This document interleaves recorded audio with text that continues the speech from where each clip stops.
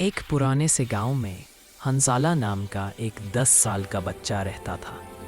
वो हमेशा मस्जिद में जाता, वुज़ू करता और रोज़ सूरा फलाक और सूरा नास पढ़कर सोता। हंजाला का दिल बहुत साफ था, लेकिन उसे एक बात परेशान करती थी। उसके गांव के पास एक पुराना बाग था जिसे लोग जिन का बाग कहते थे। बच्चे डर कर वहां नहीं जाते। एक दिन हंजाला अपनी बिल्ली मिश्री को ढूंढते ढूंढते बाग के पास पहुंच गया। रात का वक्त था, हवा हिल रही थी, पेड़ आपस में सरसरा रहे थे।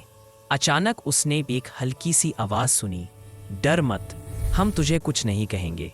हंजाला घबरा गया, लेकिन तुरंत उसने सूरा फलाक और सूरा नास पढ़ ली। आवाज फिर आई, इस दफा बहुत नरम, हम तुमसे दोस्ती करना चाहते हैं। हंजाला रुक गया।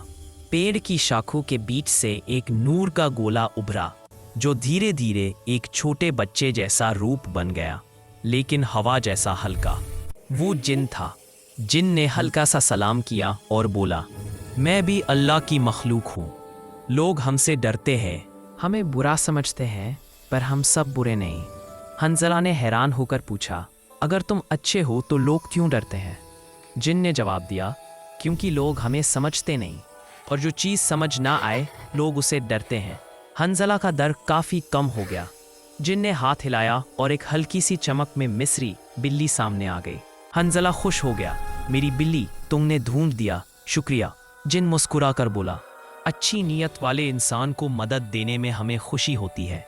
फिर उसने एक गहरी बात कही, लेकिन बच्चे याद रखना, ना हम तुम्हें नुकसान पहुंचाते हैं और ना तुम हमें। बस अल्लाह का जिक्र तुम्हारा हिफाजती पहरा है। जिन ने हंजाला से पूछा, क्या तुम मुझसे एक दुआ करवा सकते हो? हंजाला हैरान, जिन दुआ मांगता है?